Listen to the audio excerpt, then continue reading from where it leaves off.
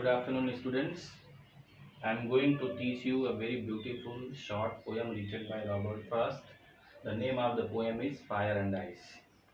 This poem is very much short in size, but don't think that it will have a very short meaning.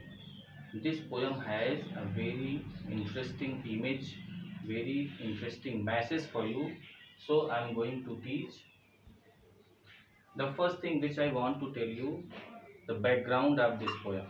The poet has selected the background from the end of our world.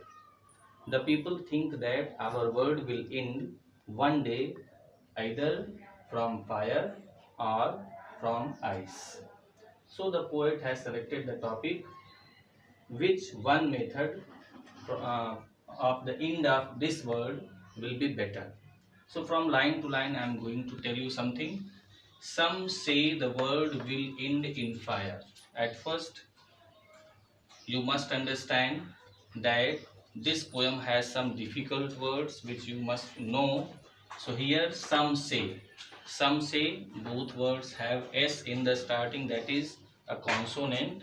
So it is a figure of speech, alliteration. Alliteration.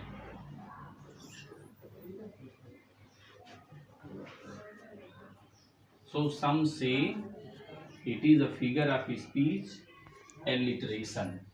And again, second word is fire. Fire means the extreme desire to have more and more. Fire means the extreme desire to have more and more. Again, second line, some say in ice. Here, ice means hatred. Ice means hatred.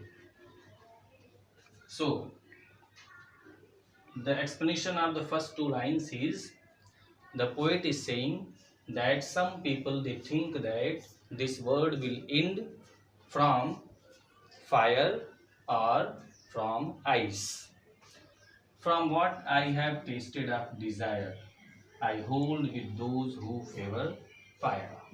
So the poet is in concept that the people who has the great intention to have more and more, this type of emotion, this type of thinking can destroy the whole world. Because if the people of a country they think to have more and more, certainly they will snatch the money, they will snatch the power from here and there, and that will cause the destruction of all world.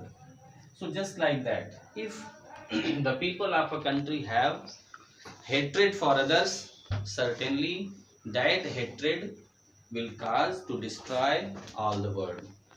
Ice has another meaning also. It is indifference, inactivity.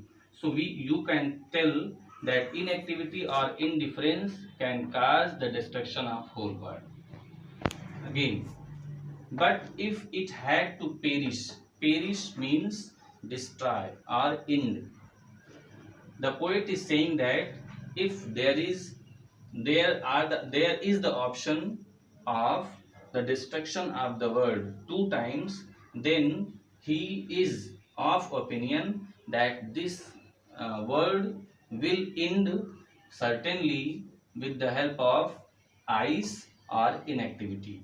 But if it had to perish twice, I think I know enough of hate to say that for destruction ice is also great. So in these in these 5 lines, the poet is saying that if there is the chance for the destruction of this world twice, then he is of the opinion that this world will end also with the help of hatred of the nation to each other.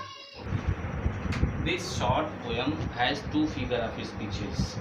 First one, some say alliteration, favor fire, alliteration, and second figure of speech is in the image of fire and ice. The poet has given the image of fire and ice as the person. So you can tell that fire and ice are in the image of persons, they have the activity of persons. So in whole poem you can see a very nice use of personification. The same thing in Hindi. Poet Robert Frost ने Christianity, Hinduism, इस्लाम और दूसरे धर्मों के इस concept को अपने poem का base बनाया है, जिसमें कहा जाता है कि पूरी दुनिया एक दिन प्रलय के आगोश में चली जाएगी, पूरी दुनिया एक दिन समाप्त हो जाएगी। तो इन्होंने पूरी दुनिया के समाप्त होने का कारण फायर या आइस को नहीं लिया है। ये बताना चाहते हैं कि फायर और आइस, इन दोनों चीज़ों से पूरी दुनिया का अंत होगा या नहीं होगा ये संदेह में है।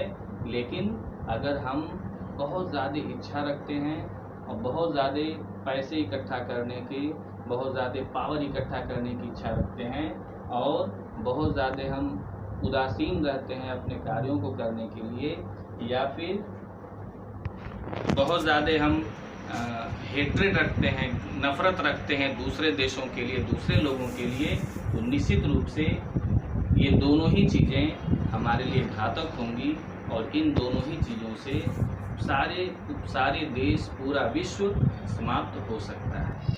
So I think that, I hope that this explanation of the poem will be helpful for you, and you can take much support for your emotion, for your estimation of the summary and explanation of the